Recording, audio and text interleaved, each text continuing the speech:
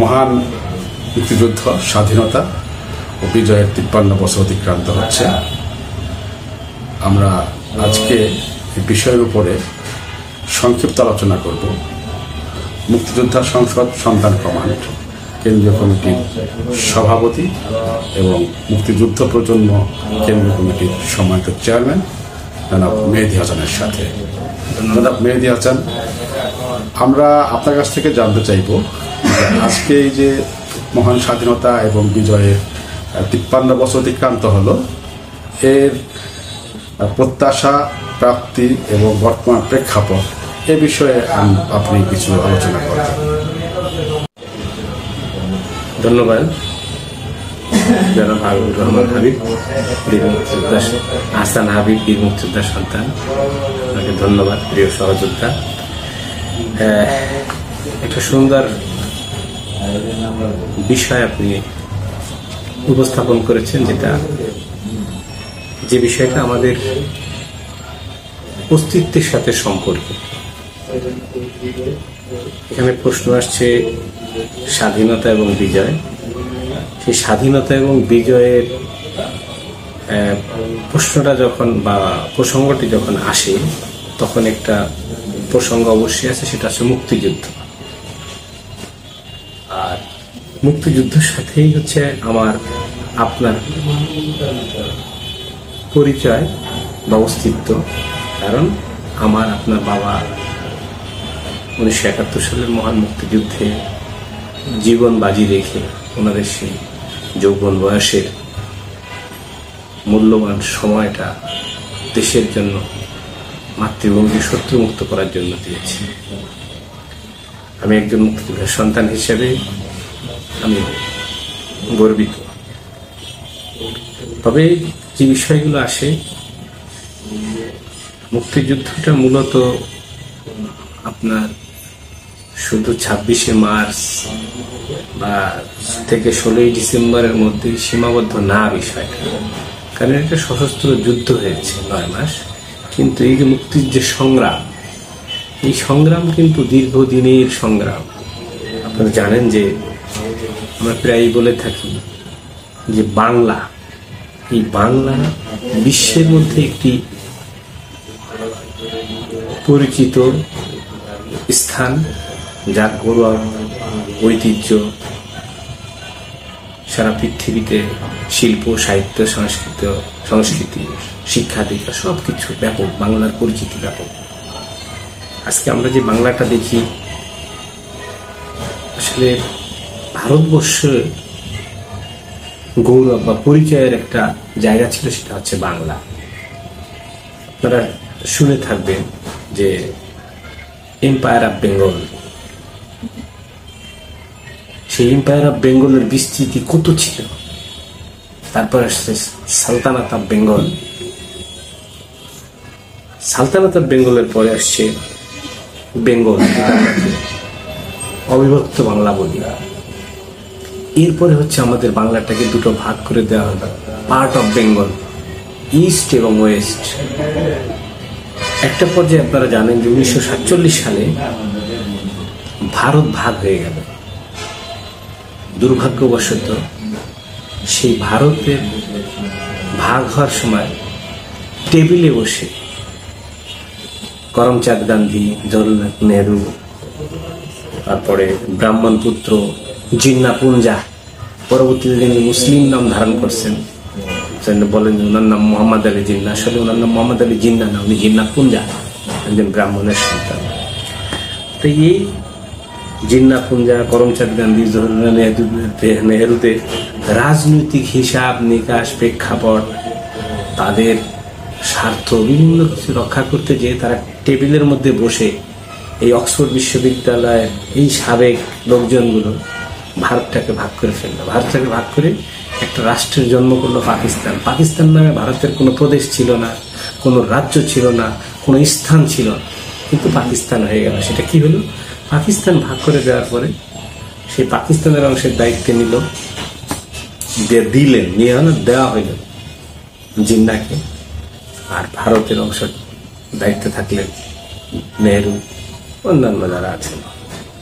দুর্ভাগ্যক্রমে পাকিস্তানের অংশ হিসেবে এই যে ভারতবর্ষের যে ঐতিহ্য বাংলা, সেই বাংলাকে ভাগ করে, ধর্মের ভিত্তিতে ভাগ করে বাংলাটাকে, এই পূর্ব অংশের যেটা আমরা পূর্ব বাংলা বলি, সেটাকে পাকিস্তানের মধ্যে দিয়ে দিল। মূলত 1947 সালেই বাংলার অস্তিত্ব বিলীন হয়ে গেল। তখন বাংলার একটা অংশ হয়ে গেল ভারত, আর একটা অংশ হয়ে গেল পাকিস্তান। তার মানে আমাদের কোনো ঐতিহ্য নাই, আমাদের কোনো ইজ্জত নাই, আমাদের কোনো পরিচিতি নাই, আমাদের কোনো অস্তিত্ব নাই। তারপরে পাকিস্তানের নানা ধরনের শোষণ, শাসন, এই সেই বিভিন্ন, আপনারা সবাই জানেন ইতিহাস, যারা সবাই, এটা নতুন কিছু বলার নেই। ভাষার উপর আক্রমণ হলো। আপনারা জানেন যে উর্দু কিন্তু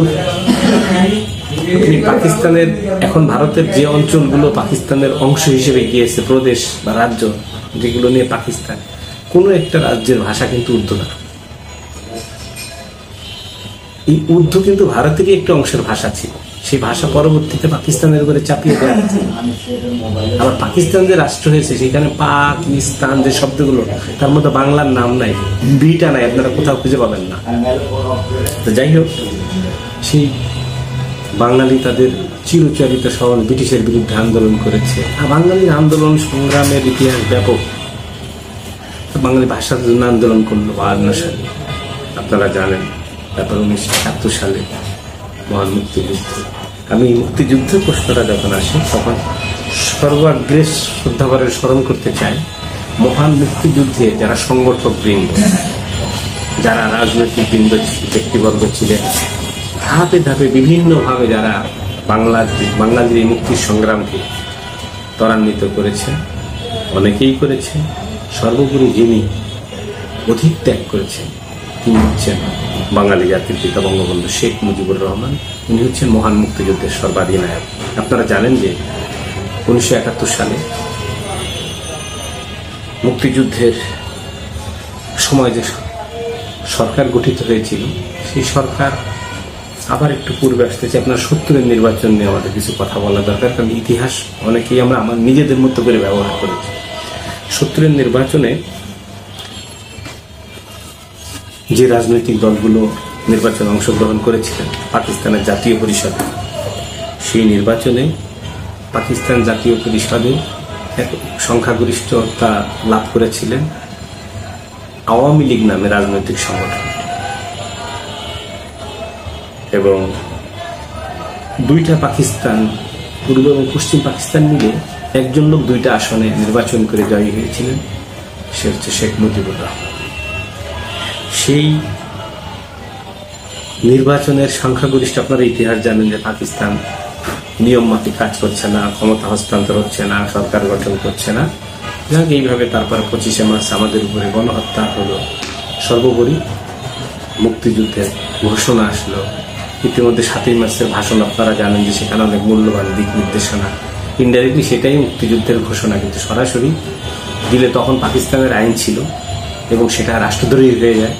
এখানে অনেক ডিপ্লোম্যাটিক বিষয়, খুব সুন্দর একটি ভাষণ, পৃথিবীতে এরকম ভাষণ পাওয়া আপনারা দেখবেন। যাই হোক, বিরল ভাষণ। 26শে মার্চে তখন উনি বঙ্গবন্ধু শেখ মুজিবুর রহমান, তখন উনি মুক্তিযুদ্ধের সর্বাধিনায়ক হন নাই, উনি তখন ডিক্লেয়ার দিলেন, সেই একটি মানে বাংলাদেশের স্বাধীনতার একটা ঘোষণা দিলেন, ইন্ডিপেন্ডেন্স। যাই হোক, তারপর ওনাকে ওই রাত্রে আটক করা হইল। আপনারা জানেন যে গণহত্যা করা হইল, পুলিশ ব্যারাকে রাজারবাগে আক্রমণ হইল। বর্তমানে যেটা আপনার বর্ডার গার্ড বাংলাদেশ মানে বিডিআর আক্রমণ করা হইল। ঢাকা বিশ্ববিদ্যালয়ের ছাত্রদের উপরে, শিক্ষকদের, নিরীহ জনগণকে চরমভাবে মানে হত্যা করা হইল নির্মমভাবে। যাই হোক, মেহেদী হাসান, আমরা মুক্তিযুদ্ধের যে ইতিহাসগুলো, যেটা আমরা সমকালীন প্রেক্ষাপটে যেটা জেনেছি বা জেনে আসছি, সেটা আমরা সবাই জানি। কিন্তু একটা বিষয়ে আপনার কাছ থেকে আমরা জানতে চাইব, সেটা হলো যে 1971 সালে মহান মুক্তিযুদ্ধ এবং বিজয় পরবর্তী বাংলাদেশের ক্ষমতায় আসলো আওয়ামী লীগ, এবং পরবর্তীতে একটা সময়ে 75-এর পট পরিবর্তনের পরে এদেশে অনেক সামরিক সরকার এসেছে এবং দিয়েছে। তার মধ্যে পরবর্তীতে যখন আবার আওয়ামী লীগ ক্ষমতায় আসলো, তখন আমরা একটা বিষয়ে খেয়াল করলাম যে মহান মুক্তিযুদ্ধ, স্বাধীনতা এবং বিজয়ের ওই সময়টাতে যে সমস্ত নেতৃবৃন্দরা এর সাথে ওতপ্রোতভাবে জড়িত ছিলেন, শুধুমাত্র বঙ্গবন্ধুকে এখানে হাইলাইটস করে অন্যান্যদেরকে এখানে করা হলো। তো সুতরাং আমরা বলতে চাচ্ছি যে এই বিষয়গুলো কেন আসলো, এবং শুধুমাত্র এখানে বঙ্গবন্ধুর অবদানটাই আমরা জানি যে উনি মহান মুক্তিযুদ্ধের একজন অনেক বড় সংগঠক এবং মুক্তিযুদ্ধের সর্বাধিনায়ক, তারপরেও তার সাথে যারা সম্পৃক্ত ছিলেন, বঙ্গবন্ধু যখন অ্যারেস্ট হওয়ার পরে পশ্চিম পাকিস্তান থেকে নিয়ে যাওয়া হলো, এর পরবর্তীতে যারা এই নেতৃত্ব দিলেন মুক্তিযুদ্ধের, তাদের অবস্থানটা কিন্তু পরবর্তীতে কুক্ষিগত করা হয়েছে। এই বিষয়গুলো নিয়ে আমরা একটু সংক্ষিপ্ত আপনার কাছে জানতে চাই। ধন্যবাদ। আমি ওই আলোচনাটাই আসছিলাম আর কি, ধারাবাহিকভাবে ওই বিষয়টাই আসতেছিলাম। আপনারা জানেন যে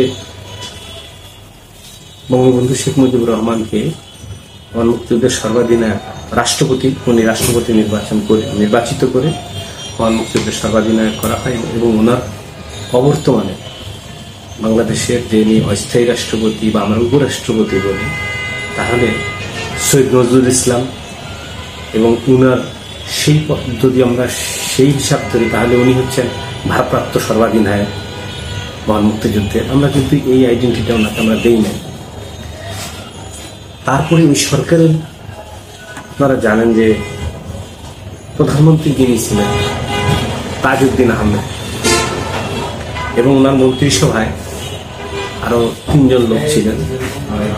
একজন হচ্ছে আপনার কামারুজ্জামান, ক্যাপ্টেন মনসুর আলী, আর হচ্ছে খন্দকার মুস্তাক।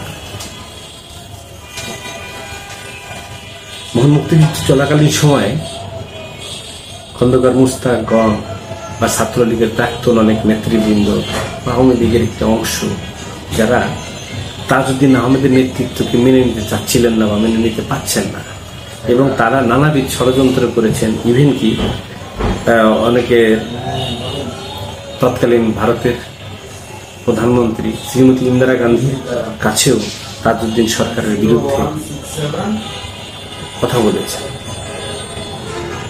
যারা, এবং এই গ্রুপটাই খন্দকার মুস্তাক বিশেষ করে, আমরা এখন ওনাকেই বলি যেহেতু উনি সরকারের পার্ট,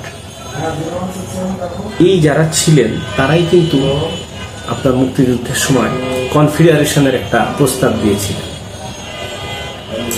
এই কনফেডারেশনের প্রস্তাব যারা দিয়েছিলেন সেই সময় কিন্তু যে সরকার ছিলেন, যিনি প্রধানমন্ত্রী তাজউদ্দিন আহমেদ, উনি, আমরা ওনাকে নির্দ্বিধায় বলতে পারি উনি মহান মুক্তিযুদ্ধের প্রধান সমন্বয়ক। উনি সেই প্রস্তাবে রাজি হন নাই, এবং উনি বাংলাদেশের স্বাধীনতা এবং মুক্তিযুদ্ধের ব্যাপারে অনড় ছিলেন। যুদ্ধ চলাকালীন সময় কিন্তু যারা কনফেডারেশনটা চেয়েছে তাদের উদ্দেশ্য কিন্তু হাসিল হয়নি। দেশ যখন স্বাধীন হয়েছে, বঙ্গবন্ধু যখন দেশে এসেছেন, তারপরে এই চক্রটা থেমে নেয়। তারা বঙ্গবন্ধুর কাছে, তারা 1971 সালের 9 মাস তারা তাদের সফল না হলেও বঙ্গবন্ধু সরকারের সময় তারা সফল হয়েছেন। তার একটা উদাহরণ হচ্ছে বঙ্গবন্ধু সরকার মানে ক্যাবিনেট থেকে তাজউদ্দিন আহমেদকে পদত্যাগ করতে হয়েছে, ক্যাবিনেট থেকে ওনাকে বাদ দিতে হয়েছে বা বাদ যেতে হয়েছে। তার মানে কি, যিনি মুক্তিযুদ্ধের প্রধান সমন্বয়কারী তাকে বঙ্গবন্ধু ছিলেন না 9 মাস, পাকিস্তান কারাগারে আটক ছিলেন। সেই যুদ্ধটা যিনি পরিচালনা করেছেন তাকে প্রথম সেই বঙ্গবন্ধু সরকারের সময় মন্ত্রী পরিষদ থেকে তাকে বাদ দিয়ে দেয়া। আর এই সফলতাটাকে আপনার কাকে বলবেন? এই সফলতাও যারা কনফেডারেশন চেয়েছিলেন যুদ্ধকালীন সেই সফলতা তাদের, তারা পরবর্তীতে সফল হয়েছে। আর তাজউদ্দিন আহমেদ গঙ্গদের যারা বঙ্গবন্ধুর প্রকৃত মানে মুক্তিযুদ্ধটাকে যারা গ্রহণ করেছে, নির্মোহভাবে পরিচালনা করেছে, তাদেরকে বঙ্গবন্ধুর থেকে, বিশেষ করে তাজউদ্দিন আহমেদকে বঙ্গবন্ধুর থেকে সরিয়ে ফেলা মানেই হচ্ছে বঙ্গবন্ধু আর কোনো সঠিক সত্য জিনিসটা তার কাছে যাওয়ার সুযোগ নেই, এবং তার হত্যার রাস্তা পরিষ্কার করা। এবং যথারীতি তাই হয়েছে 1975 সালে। এবং বঙ্গবন্ধুর আশেপাশে সেই খন্দকার মুস্তাক বলেন বা বঙ্গবন্ধুর কোন আত্মীয় স্বজন হতে পারে বা এরকম আওয়ামী লীগ, ছাত্রলীগ বা যারা ছিলেন, এরকম অনেকেই মিলে এমন ভাবেই করে বসেছেন যে প্রকৃত মুক্তিযুদ্ধের যারা ইয়ে ছিল তাদের আর স্থান পায়। মেহেদী হাসান, আমরা সংক্ষেপে আরেকটি বিষয়ে জানতে চাইব, সেটা হলো সমকালীন যে বিষয় প্রেক্ষাপটগুলো। সেখানে আমরা দেখেছি যে 1996 সালে আওয়ামী লীগ 75 পরবর্তী 1996 সালে আওয়ামী লীগ ক্ষমতায় আসে। এরপরে আবার যখন আওয়ামী লীগ ক্ষমতায় আসে, একটা দীর্ঘ সময় বাংলাদেশে তারা অবস্থান করেছে রাষ্ট্রীয় ক্ষমতায়। তো সেই সময়টাতে আমরা যেটা লক্ষ্য করেছি ইতিমধ্যে, যে এই সময়টাতে যে নতুন যে প্রজন্মরা আছে তাদের মধ্যে মহান মুক্তিযুদ্ধের যে সঠিক ইতিহাস এবং যে ঐতিহ্যটা সেটাকে ধারণ করাতে পারেনি, ব্যর্থ হয়েছে। এর কারণ কি আমরা মনে করতে পারি যে শুধুমাত্র বঙ্গবন্ধুকে একটি পারিবারিক একটা অবস্থান এবং শুধুমাত্র আওয়ামী লীগের করে রাখার জন্য এই কারণটা ঘটেছে কিনা, আমি এই বিষয়ে একটু সংক্ষেপে জানতে চাই। আপনারা দেখেছেন যে 75-এর পরবর্তীর বিষয়টা, পূর্বের বিষয়টা যেটা হচ্ছে যে 75 সালে হত্যা করা হলো কাকে? মহান মুক্তিযুদ্ধের সর্বাধিনায়ক 15ই আগস্ট। 3রা নভেম্বর হত্যা করা হলো কাকে? বাংলাদেশের প্রথম উপরাষ্ট্রপতি, মানে ভারপ্রাপ্ত রাষ্ট্রপতি, প্রথম সরকারের মাননীয় প্রধানমন্ত্রী। দেখেন, শহীদুল ইসলাম উপরাষ্ট্রপতি, তাজউদ্দিন আহমেদ প্রধানমন্ত্রী এবং প্রথম সরকারের 2 জন মন্ত্রী। তাহলে কাদেরকে হত্যা করা হলো? মুক্তিযুদ্ধের নেতৃত্বে বা মুক্তিযুদ্ধের পক্ষের লোকদের। 1975 পরে খন্দকার মুস্তাক উনি রাষ্ট্রীয় পদে আসলেন। তারপরে জিয়াউর রহমান বীর উত্তম, জেড ফোর্সের অধিনায়ক, সেক্টর কমান্ডার, উনি আসলেন। উনি আসার পরে উনি রাষ্ট্রপতি হলেন, কিন্তু প্রধানমন্ত্রী বানানো হলো শাহ আজিজকে। বাংলাদেশে কি মুক্তিযুদ্ধের পক্ষের বা মুক্তিযোদ্ধা বা যুদ্ধের সংগঠক কেউ ছিল না? এরকম একজন রাষ্ট্রদ্রোহী বা দেশ বিরোধী, এই যে আমরা যে রাজাকার বলি, যারা পাকিস্তানের পক্ষে ছিল, তাদেরকে বানাতে হবে কেন? উনি আসছেন সেনাবাহিনীর থেকে, উনি তো স্বাভাবিকভাবে রাষ্ট্র পরিচালনা, এই বিষয়গুলো তো ওনার প্র্যাকটিসের মধ্যে নাই। সরকার পরিচালনা করলো কি করছে? সেই পাকিস্তানের পরাজিত জামাত রাজাকার চক্র, যেটা আছে আপনার শাহ আজিজ। তারপরে একটি রাজনৈতিক দলের আবির্ভাব হইল, জাগো দল নামে একটা রাজনৈতিক দল করা হলো। তার কিছুদিন পরেই সেই দলের নামটা চেঞ্জ করে ফেলেন, করা হলো বাংলাদেশ জাতীয়তাবাদী দল। দেখেন, দীর্ঘদিনের সংগ্রাম বাঙালিদের হচ্ছে বাঙালি জাতীয়তাবাদী সংগ্রাম। জাতীয়তাবাদ দেশ, কিন্তু এই দেশটা এখন ভেঙে কিন্তু আরো 10টা দেশ হইতে পারে, জাতীয়তা তো চেঞ্জ হইতে পারে না। কৌশলগুলো দেখেন, এটা আপনারা অনেকেই জানেন না যে জিয়াউর রহমান মহোদয়ের শাসন আমলে সেই সময় চক্র বাংলাদেশের পতাকা পরিবর্তন করতে চেয়েছিল, যে পতাকার মধ্যে থাকবে তরবারি। এরকম কিছু ইস্যু যখন নিয়ে আসছে সরকারের, কিন্তু শাহ আজিজ তখন সবকিছু অপকর্ম যাই হয়, যেহেতু রাষ্ট্রপতি আমার জিয়াউর রহমান মহোদয়, দায় কিন্তু ওনার ঘাড়েই বর্তায়। তখন মুক্তিযোদ্ধারা, আরো সেক্টর কমান্ডার, তারা এটা নিয়ে ক্ষিপ্ত। তারা কি এত বড়, তারা তাদের এটার বিরুদ্ধে চলে গেল। বিরুদ্ধে যাওয়ার পরে হত্যা করা হলো। কাকে হত্যা করলেন? একজন বীরুত্তমকে হত্যা করলেন, একজন সেক্টর কমান্ডার থেকে, কোনো রাজাকার কিন্তু না। জিয়াউর রহমান মহোদয়ের হত্যারী হিসেবে কাদেরকে হত্যা করা হলো? মেজর মঞ্জুর সহ আরো বিখ্যাত মুক্তিযোদ্ধারা, সেক্টর কমান্ডার। দেখেন, এখানে কিন্তু কোনো পাকিস্তানি কেউ নাই, রাজাকাররা কেউ নাই, যুদ্ধাপরাধীরা কেউ নাই। আবার এরপরে বঙ্গবন্ধুকে 75 সালে কিন্তু হত্যা করার পরেই কিন্তু যত যুদ্ধাপরাধী, মানবতা বিরোধী অপরাধী ছিল সবাইকে কিন্তু, এই যে সম্প্রতি যেটা দেখছেন যে আমরা জঙ্গিদেরকে ছেড়ে দেওয়া হয়েছে, ঠিক সেইভাবে কিন্তু পুরা যুদ্ধাপরাধীদেরকে ছেড়ে দেওয়া হয়েছিল। তা কারা করেছে? যুদ্ধাপরাধীদেরকে ছেড়ে দিলেন, কিন্তু হত্যা করলেন কাকে? কিন্তু মুক্তিযোদ্ধাদেরকে। তারপরে জিয়াউর রহমান মহোদয়ের সময় অনেক মুক্তিযোদ্ধা, সামরিক অফিসার, 7ই নভেম্বরে আপনারা জানেন, এগুলো কিন্তু সব মুক্তিযোদ্ধাদেরকে হত্যা করে। তার মানে কি? সব সময় 53 বছরে মুক্তিযুদ্ধ থেকে দেশ স্বাধীন হওয়ার পরেও এই 53 বছর কিন্তু মুক্তিযোদ্ধাদেরকেই হত্যা করা হচ্ছে। মুক্তিযোদ্ধাদের বিরুদ্ধেই ষড়যন্ত্র করা হচ্ছে, মুক্তিযুদ্ধ বা মুক্তিযোদ্ধাদের বিরুদ্ধেই অপপ্রচার করা হচ্ছে, তাদের সব দিয়ে দিল, রাষ্ট্রটা তারা আনছে। এই যে দেখেন অপপ্রচারটা কিন্তু আপনার মুক্তিযুদ্ধের বিরোধীদের হচ্ছে না। তো এইভাবে করতে করতে করতে করতে আজকে বাংলাদেশে এই পর্যায়ে আসছে। যখনই যুদ্ধাপরাধীদের বিচারের কথা হয় তখন কিন্তু এখন বলতে পারেন যে তাদের পক্ষে লোক কেন? যুদ্ধের সময় মানুষের ছাগল, গরু, সোনা দানা, ঘর বাড়ি লুটপাট যারা করছিল, সেই টাকা পয়সা কাদের কাছে? কোনো মুক্তিযোদ্ধাদের কাছে? সব টাকাইতে রাজাকারদের কাছে। এই পাকিস্তান দেখবেন আপনি, মানুষের ঘর বাড়ি পোড়াই দিচ্ছে, টাকা পয়সা, সোনা দানা, গরু নিয়ে খাই দিচ্ছে, গাছপালা লুটপাট, এগুলো শত শত হাজার হাজার কোটি টাকা কি তখন মানুষের ছিল না?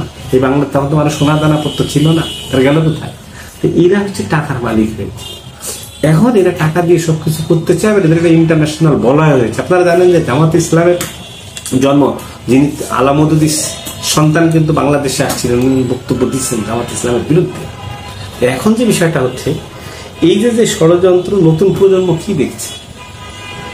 নতুন প্রজন্মের সামনে যেটা তুলে ধরা হয় তারা কিন্তু সেটাই দেখে, ভেতরের কিছু এত কিছু দেখার সুযোগ কম হয়।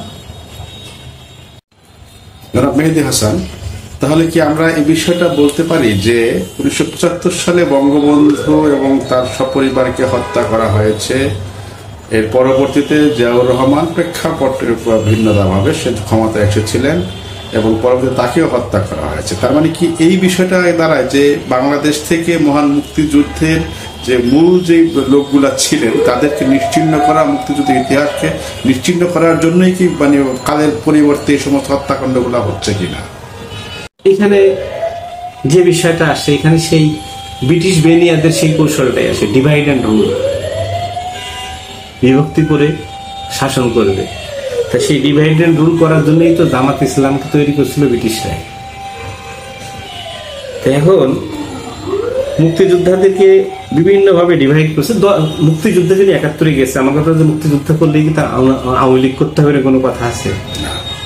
বিভিন্ন দলের, বিভিন্ন মতের এবং বিভিন্ন মানুষ কোনো রাজনৈতিক দলের নাও থাকতে পারে। এবং মুক্তিযুদ্ধে যারা প্রথম গিয়েছেন আপনারা জানেন যে তার ম্যাক্সিমাম হচ্ছে কৃষক এবং শ্রমিক। তারা তো এত কিছু বুঝে না, তারা বুঝে পেট ভরে ভাত খাবে, কাজ করবে, ঘুমাবে, সুখে থাকবে, দুধে ভাত থাকবে, সেটা নিয়ে সুখে থাকবে, এই তো তাদের জীবন যাপন। উচ্চাবিলাস তো নাই তাদের, কিন্তু দেশপ্রেম আছে, তারা ইমানদার। তো যে জায়গাটা হচ্ছে এই ডিভাইড অ্যান্ড রুল করে মূলত মুক্তিযোদ্ধাদের বা মুক্তিযুদ্ধটাকে প্রশ্নবিদ্ধ করা, মুক্তিযোদ্ধাদেরকে হত্যা করা, এইগুলো একটা ধারাবাহিকতা কৌশল, মানে যে কৌশলটা ছিল সেই তারই ধারাবাহিকতা। এখন এই প্রেক্ষাপটে আমি বর্তমান প্রেক্ষাপট নিয়ে কথা বলতে চাই, যেটা আপনি প্রশ্ন করেছেন যে বর্তমানে নতুন প্রজন্ম তারা বলছেন যে তারা দেশটা স্বাধীন করেছে। আবার আমাদের, আমি এই প্রসঙ্গে একটু পরে আসি। হ্যাঁ, আমি আসতে চাচ্ছিলাম প্রথমে যেটা যে আওয়ামী লীগ সরকার বিগত প্রায় 15 বছর বলেন বা 17 বছর বলেন তারা ক্ষমতায় ছিল। এই সময়টাতে কিন্তু তারা আসলে মুক্তিযুদ্ধের সঠিক ইতিহাস, ঐতিহ্য এটা এই নতুন প্রজন্মের মধ্যে এটা ধারণ করাতে পারেনি। আরেকটা বিষয় ছিল, সেটা হলো যে এই যে মুক্তিযুদ্ধের যে ইতিহাসের যে প্রেক্ষাপটটা ছিল, একটু বিষয়টা আলোচনা করবেন আপনি। সেটা হলো যে এখানে তো শুধুমাত্র বঙ্গবন্ধু উনি ছিলেন মুক্তিযুদ্ধের সর্বাধিনায়ক, কথাটা ঠিক আছে, বাট তার সাথে যারা ছিলেন তাদেরকে মানে আমি দেখছি যে তাদেরকে সবসময় হেয় করে, শুধুমাত্র বঙ্গবন্ধু কেন্দ্রিক করা হয়েছে এবং বঙ্গবন্ধুকে একটি পরিবারের একটি সম্পদ মনে করা হয়েছে, একটি রাজনৈতিক দলের সম্পদ মনে করা হয়েছে। মানে এই বিষয়গুলোর কারণেই কি আজকের এই যে সমস্যাগুলো হচ্ছে এই বিষয়গুলা? না, বিষয়টা আপনি কিন্তু কথা ছোট হইলেও ব্যাপকতা অনেক। কারণ ঘটনা হচ্ছে যে আমাদের এই যে বঙ্গবন্ধুর, শুধু বঙ্গবন্ধুকে যে ব্র্যান্ডিং করা হচ্ছে, ঘটনা হচ্ছে আপনারা খেয়াল করবেন, কারণ বঙ্গবন্ধুকে কিন্তু কেউ ছোট করছে না, কিন্তু বঙ্গবন্ধু যেহেতু সবার উপরে, তো ওনার আশেপাশে যারা ছিলেন তাদেরকে যদি বড় করা হয় তাহলে বঙ্গবন্ধুর বড়ত্বই প্রকাশ পায়। কিন্তু সেটা না করে আমরা যদি তাজউদ্দিন আহমেদ বা ক্যাপ্টেন মনসুর আলী বা সৈয়দ নজরুল ইসলাম ওনাদেরকে বড় করি, তাহলে কি বঙ্গবন্ধু ছোট হয় না বড় হয়? অবশ্যই বঙ্গবন্ধু বড় হয়, কিন্তু এতে করে আরেকটা যে বিষয় হয় কারণ একটা গোত্রের কাছে মনে হয়েছে যে না, এটা ঠিক না। এবং এই গোত্রটাই বাংলাদেশে, বিশেষ করে আওয়ামী লীগে এদের প্রভাব বেশি। কারণ এই যে আবার আপনাকে একটু গোড়ায় আসতে হয়, কারণ এরাই কিন্তু সেই কনফেডারেশনের সাথে যে চক্ররা ছিল, তারাই কিন্তু পরবর্তীতে আওয়ামী লীগের মূল স্ট্রিমে বা মূল জায়গাটা তাদের গ্রিপসে নিয়েছে। তাজউদ্দিন আহমেদরা কোনোদিন আর গংরা পারে নাই, জীবন দিয়েছে। আজকে ব্যারিস্টার আমিরুল ইসলাম সাহেব কোথায়? তাজউদ্দিন আহমেদের পরে গুরুত্বপূর্ণ যে ব্যক্তি যিনি অবদান রেখেছেন তিনি হচ্ছেন ব্যারিস্টার আমিরুল ইসলাম সাহেব, কিন্তু আওয়ামী লীগ করতে পারতেছেন না। তার মানে হচ্ছে যে ওই চক্রটাই হচ্ছে এই খন্দকার, মুস্তাক এবং এই কনফেডারেশন আমার কাছে চক্র, তারাই কিন্তু সেই তাদেরই বলতে পারেন যে বঙ্গবন্ধুকে এই করে ব্র্যান্ডিং করে লাভ কি? বঙ্গবন্ধুকে ব্র্যান্ডিং করতে পারলে মনে করেন যে এই তেল মারতে পারলে, তেল মারা কে না পছন্দ করে? এইভাবে করতে করতে তারা তাদের স্বার্থ হাসিলের যে জায়গাটা সেইটা পরিষ্কার করেছে, স্বার্থ সিদ্ধির জায়গাটা পরিষ্কার করেছে। কিন্তু বঙ্গবন্ধু যে খেটে খাওয়া মানুষদের জন্য যুদ্ধ করছে, বঙ্গবন্ধুর সেই স্বপ্ন বাস্তবায়ন এরা করছে, এরা নিজের স্বপ্ন বাস্তবায়ন করছে। দেখেন আপনি আসলে অনেক বড় হয়ে যাচ্ছে বিষয়টা। এই মূলত হচ্ছে যারা এই দুষ্ট চক্র, তারা বঙ্গবন্ধুর সময় ছিল, এখনো আছে, এদের কাজ হচ্ছে তোষামদি করা এবং শুধুমাত্র তেল মেরে মানুষ, আমি আপনি সবাই কিন্তু আমাদের যদি প্রশংসা করে আমরা একটা খুশি হই, কিন্তু আমাদের যাদের প্রশংসা করে তাদেরকে আবার ভাবতে হবে, বিশ্লেষণ করতে হবে। সামনাসামনি অনেক সময় কিছু বলা যায় না, কিন্তু তার উদ্দেশ্যটা কি সেটা বুঝে আমাকে নিজেকে চলতে হবে, চলা উচিত। এই জায়গাটায় আমরা মনে হয় ব্যর্থ হয়েছি, বা এই জায়গাটা থেকে আমরা পিছিয়ে যাওয়ার কারণে মুক্তিযুদ্ধের প্রকৃত ইতিহাসটাও সঠিকভাবে আনা সম্ভব হয়নি, তুলে আনা। কারণ এক বঙ্গবন্ধুকে ব্র্যান্ডিং করতে যে মুক্তিযুদ্ধটাকে আমরা ছোট করে ফেলছি এবং নিজের প্রত্যেকেই মুক্তিযুদ্ধটাকে নিজের মতো করে ব্যাখ্যা করেছে। প্রকৃতপক্ষে মুক্তিযুদ্ধ বঙ্গবন্ধুর যেটা চিন্তা চেতনা ছিলেন সেই জায়গাটা থেকে আমরা কিন্তু সরে গেছি। শুধু আমরা এখন আপনি বলতে পারেন যে এতদিনে এসেছে, এতদিনে একটা স্পষ্ট যে জিনিসটা হয়েছে, আওয়ামী লীগ সম্পর্কে যদি আমি কোনো কথা বলি, নিঃসন্দেহে আওয়ামী লীগের প্রতি আমার সম্মান আছে। কারণ এই দলটি পাকিস্তান জাতীয় পরিষদের সংখ্যাগরিষ্ঠতা অর্জন করেছিল, বিধায়িত তারা সরকার গঠন করেছিল। বঙ্গবন্ধুর প্রতি আমার একটা রেসপেক্ট আছে, কারণ উনি মহান মুক্তিযুদ্ধের সর্বাধিনায়ক। এটি কিন্তু বঙ্গবন্ধু কিন্তু মানে ওনার আত্মীয় স্বজন বা আমাদের মুসলিম কিছু আওয়ামী লীগের না, পারিবারিক কোনো সম্পর্ক, পারিবারিক আমি বাদ দিলাম, আওয়ামী লীগের এসে না। কারণ বঙ্গবন্ধু হচ্ছে বাঙালির এসে। ওনার একটা কথা আছে, বাঙালি বলতে কি বাংলাদেশের মধ্যে বাঙালি ভাষাভাষীরা যত দূর আছে সবাই তো বাঙালি। তো উনি হচ্ছেন ওই লেভেলের একটা আছে। এখন ওনাকে যদি আমরা কুক্ষিগত করে ফেলি, তার কি সুফলটা বা তার সেই যে সুবাসটাকে আর ছড়াতে পেরেছি, এই জায়গাটার থেকে আমরা পিছিয়ে গেছি। জনাব মেহেদী হাসান, আমরা আমাদের আলোচনা অনেক বড় করে ফেলেছি, আমরা সংক্ষেপে চলে আসব। আপনি সংক্ষেপে বলবেন যে এখন যে একটা প্রেক্ষাপট তৈরি হয়েছে, ৭১কে মুছে ফেলা বা বর্তমান যে সরকার আছে, হ্যাঁ, তাদের একটা চিন্তা চেতনা যে রিসেট করা, তো এখন এই যে ৭১কে মুছে ফেলা, রিসেট করা, এই অবস্থান থেকে উত্তরণের পথটা কি সংক্ষেপে বলবেন প্লিজ। আমরা যেটা বলছি আসলে নতুন প্রজন্মের, আপনি দেখেন ৫৩ বছর আগে আপনার মুক্তিযুদ্ধটা হয়েছে, নতুন প্রজন্ম যাদের ৩০ বছর বয়সের মধ্যে যারা আছে, তাদের অনেকের বাবার জন্ম হয়েছে সেই সময় বা আগে পরে। সুতরাং মানুষ যেটা চোখে দেখে বা শুনে, সেটা মিথ্যা হোক আর সত্য হোক, বা যেটা দেখতে পায় সেটার প্রতি মানুষের বিশ্বাস বা আস্থা আসে। নতুন প্রজন্ম মুক্তিযুদ্ধকে ভুলে গেছে আমি এই জায়গাটায় বলবো না, কারণ এটা একটা কনস্পিরেসি, সেই কনস্পিরেসির মাধ্যমে নতুন প্রজন্মের কাছে উপস্থাপন করা হয়েছে মুক্তিযুদ্ধকে বিকৃতভাবে, তাদের ভিতরে একটা ঘৃণার। আবার এইটার একটা কারণ হচ্ছে মুক্তিযুদ্ধের নেতৃত্ব দানকারী তো আওয়ামী লীগ রাষ্ট্রীয় ক্ষমতায় থাকার পরে মানুষের যে প্রত্যাশা ছিল যে মুক্তিযুদ্ধের সাথে আওয়ামী লীগের একটা সম্পর্ক, ওই জায়গাটার থেকে সেই শোষণ, শাসন, নিপীড়ন, মানে যে অর্থ পাচার বলেন, লুটতারাজ বলেন, এই সেই, এইটার সাথে মুক্তিযুদ্ধের চেতনার সাথে তো যায় না। স্বাভাবিকভাবে নতুন প্রজন্মকে কিন্তু এই জিনিসটা বলাতে মুক্তিযুদ্ধের বিরোধী বা যেহেতু আওয়ামী লীগ যে যাই বলুক, আওয়ামী লীগ তো মুক্তিযুদ্ধের বিষয়টাকে প্রিজাইড করছে, সুতরাং আওয়ামী লীগের সাথে মুক্তিযুদ্ধের একটা ইতিহাস অঙ্গাঙ্গিভাবে জড়িত। তো এই জায়গাটা কিন্তু আওয়ামী লীগের উপরে দায় বর্তায়, এটা অস্বীকার করার কায়দা নেই। এখন এই ব্যর্থতাটা আওয়ামী লীগেরও আছে, কারণ আপনি মুক্তিযুদ্ধের কথা বলবেন বা বঙ্গবন্ধুর কথা বলবেন, নতুন প্রজন্ম কি চায় তাদের পালসও তো আপনার বুঝতে হবে। আজকে যারা ছাত্রলীগ করেছে, আপনার সন্তানকে আপনি দেশ বিদেশে পড়াচ্ছেন, আপনার সন্তানের বার্গার খেতে ইচ্ছা করতে পারছেন, আপনার সন্তানকে আইফোন কিনে দিচ্ছেন। আর যে ছেলেটা ছাত্রলীগ করছে বা ইউনিভার্সিটিতে পড়ছে, তাকে আপনি ব্যবহার করতেছেন সারাদিন, সে পড়ার টেবিলেও যেতে পারছে না। তার মানে কি আপনি একটা কর্মচারীর মতো, গোলামের মতো বানিয়ে ফেলছেন। নতুন প্রজন্ম কি চায় তাদেরকে তো সেইভাবে আপনি তার মনের আকুতি বুঝতে পারেন না। এই প্রসঙ্গে আমি একটু ডিবেট করব, সেটা হলো যে মানে ছাত্রলীগ করছে এবং তাদেরকে সময় দিচ্ছে না, বিষয়টা এমন না। এটা হলো আমি মনে করি যে যারা ছাত্রলীগ করছে তাদের যে গার্ডিয়ানরা আছে তারা যদি একটু সঠিক পৃষ্ঠপোষকতা বলেন বা একটু নার্সিং করেন, তাহলে মনে হয় যে ঘটনাগুলো ঘটে না। যেমন আমি ব্যক্তিগতভাবে বলবো যে আমি ব্যক্তিগতভাবে ছাত্রলীগের সাবেক একজন কর্মী ছিলাম। পরবর্তীতে আমার ছেলে এবং মেয়েরা তারাও ছাত্রলীগের কর্মী হয়েছে এবং তারা আজকে দেশের বাইরে পড়াশোনা করছে বা সেখানকার স্টাফ আছে। তো এখন আমি সেইভাবে তাদেরকে নার্সিং করেছি, বিধায় কি এটা হয়েছে। আমার মনে হচ্ছে যদি এভাবে প্রত্যেকটা পরিবারের প্রত্যেকটা ব্যক্তি নার্সিং করে, তাহলে মনে হয় এই কথাটা মনে হয় আসে না। না, আপনার কথা ঠিক আছে। ঘটনা হচ্ছে যে আপনি রাজনীতিতে ছেলে মেয়েদেরকে আমরা পড়তে দিই, রাজনীতি করতে দিই না, তারপরে যার যার ভালো লাগে বা ছাত্রলীগের একটা ইতিহাস আছে, তো সেই ইতিহাস বা ঐতিহ্যের সাথে তার নেচারটা থাকতে হবে, তার কার্যক্রমটা থাকতে হবে। এখন ছেলেপেলেরা ছাত্রলীগে করে সারাদিন মিছিল মিটিং করে, কোথায় খায়, যুগের সাথে তাল মেলে। আপনার ছেলেদের এখন আগে 5 টাকা পকেট মানি হলে সারা দিন ছেলে চলতে পারছে, এখন 500 টাকায় হয় না।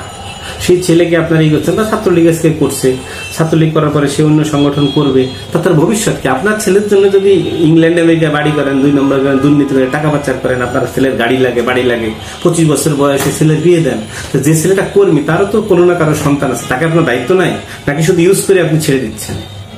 আজকে কিন্তু পৃথিবীতে আর এরকম জায়গায় আসবে না যে আপনি খালি ব্যবহার করবেন, ইমোশনালি কথা বলবেন, প্রয়োজন চাহিদা মেটাবেন না, সেটা না। এই যে বিষয়গুলো হয়েছে, এই ক্ষেত্রে জায়গাটা করে নিয়েছে যারা আপনি আজকে আমরা শিবিরকে গালি দিচ্ছি যে বলছে ছাত্রলীগের মধ্যে ঢুকেছে। ছাত্রলীগের তো ওই জায়গাটা নাই, তার সমর্থকের থেকে কর্মী তৈরি করা, কর্মীর থেকে নেতা তৈরি করা, তার তো ওই পাইপলাইনটা নাই। আপনি ঢাকা ইউনিভার্সিটিতে আসবেন, কেউ জয় বাংলা জয় বঙ্গবন্ধু বলে মিছিল দিলেই, নেতারে খুশি করলে, গিফট করলে, খুব ভালো হয়েছে, খুব অরিজিনাল আওয়ামী লীগের পরিবারের লোক, সাইনবোর্ড দিয়ে দিচ্ছেন। আর ইউনিভার্সিটিগুলো, বিশেষ করে ঢাকা ইউনিভার্সিটি, কারণ কি একটু দলের যে দল ক্ষমতায় থাকে তার যদি তোষামতি না করা হয়, ওই ছেলে হলে ভালো সিট পায় না, একটু সুযোগ সুবিধা পায় না, সেই জন্য মিছিল মিটিংয়ে যাইতে হয়। আর মিছিল মিটিংয়ে পদ পান, তার তো পুরানো সে ঐতিহ্য সে রয়ে গেছে, তখন সুযোগ পেয়েছে, এই জন্য তারা করছে, পোল্টি, আমাদের বাংলা ভাষা বলে পোল্টি দিচ্ছে আর কি। বিষয়টা হচ্ছে এই জায়গাটা আমরা আলোচনা শেষ করবো। এখন আমার কথা হচ্ছে যে নতুন ছেলেপেলেদের যেটা বলছে যে 71কে মুছে ফেলতেছে বা ওরা ভুলে গেছে, বিষয়টা আসলে এই জায়গা না। ছেলেপেলেদেরকে দোষ নাই, যে যাই বলেন, ছেলেপেলেদেরকে বোঝানো হয়েছে। ছেলেপেলেরা মিছিল মিটিং করে টাকা পায়, খায় দায় বা ঘুমায়, টিউশনি করে, অমন করে বাড়ি যায়, বা কেউ যদি একটু প্রেম বা ভালোবাসা, এই মধ্যেই দিয়ে ব্যস্ত, লেখাপড়া, লাইব্রেরি ওয়ার্কের মধ্যে। তো এই ছেলেপেলেদেরকে ব্রেন ওয়াশটা করলো কে? তাদের এত কিছু যোগান দেয় কে? তাদের অর্থের যোগান দেয় কে? তাদেরকে এত জায়গায়, একটা ছেলেকে আমেরিকান এম্বাসি কি এত সস্তা হয়ে গেছে নাকি যে আমার বিভিন্ন শিক্ষা প্রতিষ্ঠানের ছেলেদেরকে নিয়ে দরজা খুলে রাখবে, রাত বিরাত মিটিং করবে? নো, এই ছেলেদেরকে মোটিভেশন করা হয়েছে এবং তাদেরকে বিভিন্নভাবে করে সেই লোকগুলো, আমরা কিন্তু সেই জায়গাটা আসতেছি না, খালি দোষ দিচ্ছি যে ছাত্ররা এটা করতেছে, ছেলে মেয়ে। এই একটা ইন্টারেস্টিং একটা গ্রুপ আছে যারা আমাদের ছেলে মেয়েদেরকে ড্রিল করেছে, তাদেরকে দীর্ঘদিন নার্সিং করতেছে। সেই ইন্টারেস্টিং গ্রুপ কারা, সেই জায়গাটা কিন্তু আমরা হাত দিচ্ছি না।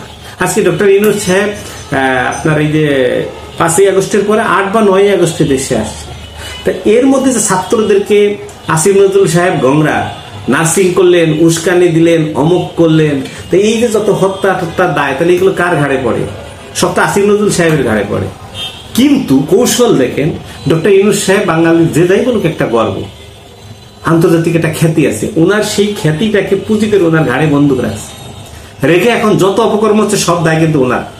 ঠিক যেভাবে জিয়াউর রহমান মহোদয় ওনার ঘাড়ে দায়টা পড়ছিল, মনে আপনার আগে আমরা আলোচনা করেছি। তো এখন নতুন প্রজন্মকে যদি আমি সঠিক জিনিসটা বলতাম, আপনি জানেন বলছে 26 লাখ ভারতীয় চাকরি করে, এখন কই সেটা? মানে একটা প্যানিক তৈরি করা। আমি মনে করি যে আমাদের সন্তানরা মুষ্টিমেয় কিছু বাদে, সব সন্তানরা হ্যাঁ আবেগী বাঙালি, ওরা আবেগে এটা একটা কথা বলছে, একজন টিচার বলতে পারে, একজন অভিভাবক বলতে পারে। তো এইটা গিয়েছে তারা যে এটা তাদেরকে বোঝানো হয়েছে তাই, কারণ এই ইতিহাস এটা তো মুছা যাবে না। তো সেই ক্ষেত্রে রিসেট বাটনের যে বিষয়টা আছে, এটা ডক্টর ইউনূস আমাদের, উনি একজন নোবেল ওরিয়েন্টেড, ওনার মুখে এটা বলাটা একটু আমার কাছে অশোভনীয় মনে হয়েছে। মেহেদী হাসান, আমরা আলোচনার শেষ পর্যায়ে চলে এসেছি, আমরা শেষ করবো আলোচনাটা। তো আমি আপনার কাছে ইতিমধ্যে জানতে চেয়েছিলাম, আপনি খুব সংক্ষেপে বলবেন, আপনি একজন বাবা হিসেবে, আপনি একজন সংগঠক হিসেবে, এবং আপনি একজন রাজনৈতিক ব্যক্তিত্ব হিসেবে খুবই সংক্ষেপে বলবেন যে বর্তমান যে প্রেক্ষাপটটা হচ্ছে বা চলতেছে, এ থেকে উত্তরণের পথটা কি, এ বিষয়ে একটু বলুন। বিষয়টা হচ্ছে, আপনারা জানেন যে বাঙালি কিন্তু বিভিন্ন সময় বিভিন্ন ঝামেলা হইলে সবাই কিন্তু আবার অনেক বিষয় এক হয়ে যায়। এখন কে আওয়ামী লীগ, কে বিএনপি, কে জামাত, কে জাতীয় পার্টি, কে বাম, কে ডান, এটা দেখার বিষয় না।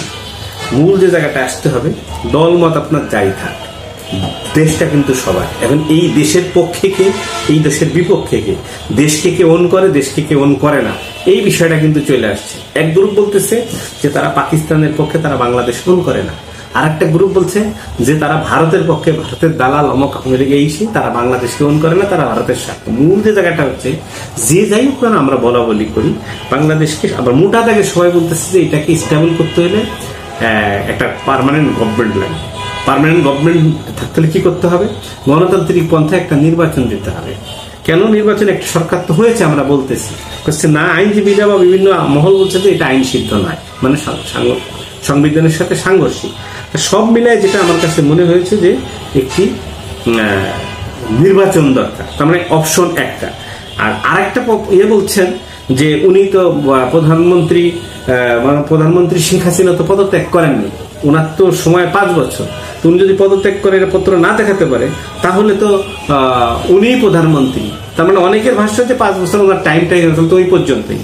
এখন যে বিষয়টা হচ্ছে, এইসব নিয়ে শুধু বাংলাদেশের মধ্যে সীমাবদ্ধ না, আন্তর্জাতিক ভাবে পৃথিবীর কূটনৈতিক একটা বলয়, মানে বিভক্ত হয়ে গেছে বাংলাদেশ ইস্যু নিয়ে। তো সেই ক্ষেত্রে বলা খুব মুশকিল। তবে সাদা চোখে বলা যাচ্ছে যে একটা নির্বাচন যদি এরকম হয়, সবাই একটা লেভেল প্লেইং ফিল্ড করা যায়। কিন্তু বর্তমানে যিনি এই যে অন্তর্বর্তীকালীন সরকারের দায়িত্বে আছেন, এর মধ্যে অনেক যোগ্য বিজ্ঞ লোক আছে, কিন্তু অনেকে নিয়ে আবার বিতর্ক আছে। কিন্তু সবচেয়ে বড় সমস্যা হচ্ছে যে এখানে অনেকের ভূমিকা নিয়ে মনে হচ্ছে যে এক পক্ষকে ফ্যাসিলিটি দেওয়া, আর এক পক্ষকে নিষ্পেষিত করা। কিন্তু এটা তো কোনো দলীয় সরকার না। দলীয় কেউ হইলে এটা হইলে অনেকে মানতো বা অনেকেই করতো। সেই ক্ষেত্রে ওনাদের এই জায়গাটায় একটু মানে দায়িত্ব পালনে গাফিলতি বলবো না, মানে যথাযথ হচ্ছে বলে আমরা মনে করতেছি না। এইটা নিয়ে একটা দেশে একটা মানে মানুষের মধ্যে ক্ষোভের সঞ্চার, তারপরে দ্রব্যমূল্য আছে, সবকিছু মিলে রাস্তাঘাটে মানে অনেকেই সমালোচনা করছে। এটা আমরা ধরবো না, কিন্তু আবার জনগণের মতামত তো নিতে হয়। তারা অনেকেই বলছেন যে সরকার ব্যর্থ। এখন আমি তাদেরকে বলতে চাই, যদি সরকার ব্যর্থ হয় তাহলে পরবর্তী পদক্ষেপটা কি? তাহলে ওনাদেরকে কি আপনারা চেঞ্জ করে, যদি আমরা নির্বাচন দিতে চাই, নির্বাচন কমিশন তো আর আমাদের বাংলাদেশ সেই সিস্টেম নেই, তার মানে তাহলে উপদেষ্টা বা এর মধ্যে অনেককে চেঞ্জ করে তাহলে আবার কিছু লোককে সেট আপ দিয়ে লেভেল প্লেইং ফিল করার মতো একটা জিনিস করতে হবে, তারপর একটা নির্বাচন। তা না হলে তো নির্বাচন ওইভাবে হবে না। আবার যদি ওইভাবে আপনার শেখ হাসিনাকে যদি ওনাদের বসানোর চেষ্টা করা হয়, সেটাও একটা মানে আলটিমেটলি বাংলাদেশের ভবিষ্যৎ বা একটা জ্ঞানজামের দিকে যাচ্ছে। এটা আমরা বুঝতে পারতেছি, কারণ আমাদের দেশটা খুব শান্তি শৃঙ্খল, আমরা শান্তিতে ছিলাম, কিন্তু কি কারণে হঠাৎ করে এই বিষয়গুলো, এটা খুব পীড়াদায়ক। তবে যে বিষয়টা হচ্ছে যে আমাদের ভবিষ্যৎ প্রজন্মকে নিয়ে, আমি আমার সন্তানকে নিয়ে শঙ্কিত, কারণ যা দেখছে ছোট ছেলেপেলেরা, এটাই তো তারা শিখছে, তাদের ভেতরে এটা কিন্তু সুশিক্ষা না। একজন স্টুডেন্ট শিক্ষককে পিটাচ্ছে, ঘাট ধরে বের করে দিচ্ছে, একজন স্টুডেন্ট তার বন্ধু আরেক বন্ধুকে হত্যা করছে, তা আমার সন্তানের ভেতরে তো ওই প্রবণতাটা চলে আসছে। এখন আমাদের নতুন পরবর্তী প্রজন্মকে বাঁচাতে হলে আমাদের সুস্থ স্বাভাবিক একটা পরিবেশ নিয়ে আসতে হবে। আশা করি সেক্ষেত্রে যারা বিজ্ঞ রাজনীতিবিদ আছেন, রাষ্ট্রের অনেক গুরুত্বপূর্ণ ব্যক্তি আছেন, কূটনৈতিক রাজনৈতিক সকল মহলে বিবেচনা করে আগামী বাংলাদেশটা, মুক্তিযুদ্ধের 30 লক্ষ শহীদের রক্তের বিনিময়ে যে বাংলাদেশ, সেটা যেন যথাযথভাবে পরিচালিত হয়। কারণ শহীদরা রক্ত দিয়েছে ফাজলামি করার জন্য না, মুক্তিযোদ্ধারা যুদ্ধ করেছে ফাজলামি করার জন্য না, একটা রাষ্ট্রের জন্য, তাদের রাষ্ট্রের জন্য সুখে থাকে, শান্তিতে থাকে। সন্তান হিসেবে আমাদের এটাই দাবি।